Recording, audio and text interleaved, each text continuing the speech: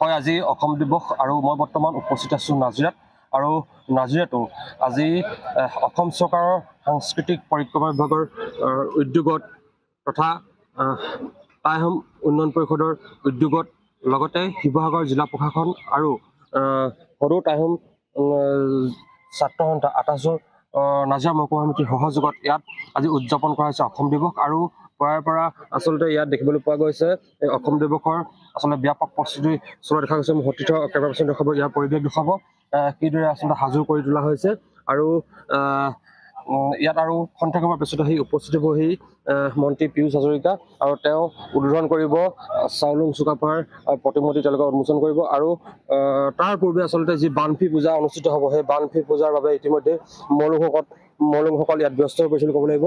যিহেতু সাংস্কৃতিক পৰিক্ৰমা বিভাগ আৰু টাই আহোম উন্নয়ন পৰিষদৰ উদ্যোগত শিৱসাগৰ জিলা প্ৰশাসন সদৌ টাই আহোম ছাত্ৰ সন্থা চমুকৈ ২৮ নাজিৰা মহকুমা সমিতিৰ সহযোগত উদযাপন কৰা হৈছে অসম দিৱস। নাজিৰাত অনুষ্ঠিত কৰা হৈছে এই অসম দিৱস অনুষ্ঠিত কৰা হৈছে বিশাল আয়োজন বুলি ক'ব লাগিব।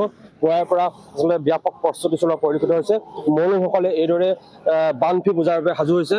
২০০ গৰাকী মৌলুঙে একেলগে আচলতে ইয়াত বানফি পূজাৰ যি বানফি পূজা সেই বানফি পূজা অনুষ্ঠিত কৰিব। আমি কথা পাতিম এজন যেতিয়া আচলতে মৌলুংসকল উপস্থিত আছে আমি তেওঁলোকৰ সৈতে কথা পাতিম। যিহেতু আজি অসম চৰকাৰৰ যি সাংস্কৃতিক পৰিক্ৰমা বিভাগ আৰু টাই আহোম উন্নয়ন পৰিষদ লগতে শিৱসাগৰ জিলা প্ৰশাসন সদৌ টাই আহোম ছাত্ৰ সন্থা ২৮ নাজিৰা মহকুমা সমিতিৰ সহযোগত ইয়াত আজি অসম দিৱস উদযাপন কৰা হৈছে। আজিৰ দিনটো এক খুব উল্লেখযোগ্য দিন বুলি ক'ব লাগিব। এই দিনটো কি ক'ব? হয়, আজি আমাৰ অসমীয়া জাতিৰ বৰ অসমৰ ভেটিকসূতা চাউলুং চুকাফাৰ এটা পূৰ্ণাংগ প্ৰতিমূৰ্তি ইয়াত স্থাপন কৰা হ'ব।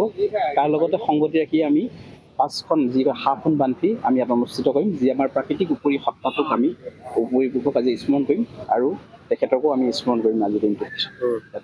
যি আমাৰ বানফি পদ্ধতি খাওখাম আইলেংদিন জাংচাইহোং কানুৰ লেংডুং আৰু জাচিংহা তেওঁলোকক আমাৰ প্ৰাকৃতিক সত্তাটোক আমি তেওঁলোকক স্মৰণ কৰিম। আজি যিহেতু ২০০ গৰাকী মৌলুঙে আপোনালোকে একেলগে বানফি পূজা অনুষ্ঠিত কৰিব আচলতে পুৱাৰ পৰা ব্যাপক প্ৰস্তুতি চলাইছে আৰু লগতে চাউলুং চুকাফাৰ যি পূৰ্ণাংগ প্ৰতিমূৰ্তি ইয়াত আজি উন্মোচন কৰিব মন্ত্ৰী পীয়ুষ হাজৰিকাই কি ক'ব?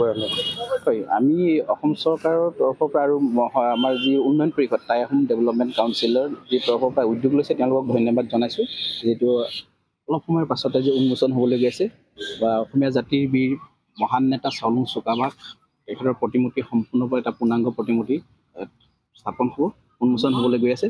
তাৰ লগত সংগতি ৰাখি আমি বানফি অনুষ্ঠান কৰিছোঁ। আমি ২০০জন মৌলুঙে একত্ৰিত হৈ বিভিন্ন অঞ্চলৰ ২০০জন মৌলুঙে লগ লাগি আমি সেই বানফি অনুষ্ঠান কৰিছোঁ আৰু বানফিত আৰু তেখেতলোকক আমি প্ৰাকৃতিক সত্তাৰ লগতে তেওঁকো আমি স্মৰণ কৰিম। হয়, ধন্যবাদ দিছোঁ। আমি অন্য এজন আচলতে মৌলুং আছে আমি তেওঁৰ সৈতে কথা পাতিম। কি ক'ব? যিহেতু আজি অসম দিৱস আজি দিনটো আটাইতকৈ আচলতে আজি এক উল্লেখযোগ্য দিন বুলি ক'ব লাগিব আৰু তাতে আজি নাজিৰাত অসম চৰকাৰৰ সাংস্কৃতিক পৰিক্ৰমা বিভাগৰ উদ্যোগত ইয়াত আজি উদযাপন কৰা হৈছে এই অসম দিৱস লগতে টাই আহোম উন্নয়ন পৰিষদৰ উদ্যোগত কি ক'ব? সঁচা কথা ক'বলৈ গ'লে এই আজিৰ যিটো দিনটো এই দিনটো গোটেই অসমৰ কাৰণে এটা গৌৰৱময় দিন বুলি ক'ব পাৰি। এই দিনটোতে আমাৰ স্বৰ্গদেউ চুকাফাই আহি মুমাৰ পৰা আহি এই অসমত তেওঁ প্ৰথম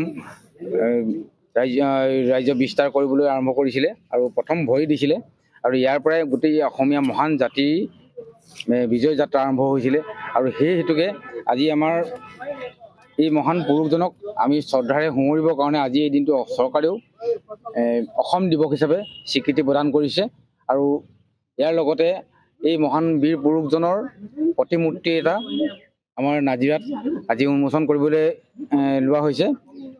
এই আমি বহুত গৌৰৱ অনুভৱ কৰিছোঁ। গোটেই জাতিৰ কাৰণে ই এটা গৌৰৱৰ বিষয় আৰু বৰ বিশেষ নকওঁ এইটো কৈছোঁ। হয়, ধন্যবাদ দিছোঁ। মোৰ সতীৰ্থ কামে দেখাব আচলতে এই যি চাউলুং চুকাফাৰ প্ৰতিমূৰ্তি আচলতে আজি ইয়াত আচলতে উন্মোচন কৰা হ'ব। এই চাউলুং চুকাফাৰ প্ৰতিমূৰ্তি জলসম্পদ বিভাগৰ তথা কেবিনেট মন্ত্ৰী অসম চৰকাৰৰ পীয়ুষ হাজৰিকাই আচলতে এই চাউলুং চুকাফাৰ প্ৰতিমূৰ্তি উন্মোচন কৰিব। দিনৰ 10 বজাত তেওঁ উন্মোচন কৰিব। এক পূৰ্ণাংগ চাউলুং চুকাফাৰ প্ৰতিমূৰ্তি বুলি ক'ব লাগিব আৰু তাকে আচলতে ব্যাপক প্ৰস্তুতি চলোৱা হৈছে আৰু এই প্ৰতিমূৰ্তি উন্মোচনৰ পিছতেই নাজিৰাৰ যি খেলপথাৰ সেই নাজিৰা খেলপথাৰত অনুষ্ঠিত হ'ব এখন মুকলি সভা, যিখন মুকলি সভাত অংশগ্ৰহণ কৰিব অসম চৰকাৰৰ কেইবাগৰাকীও মন্ত্ৰী লগতে বিধায়কে।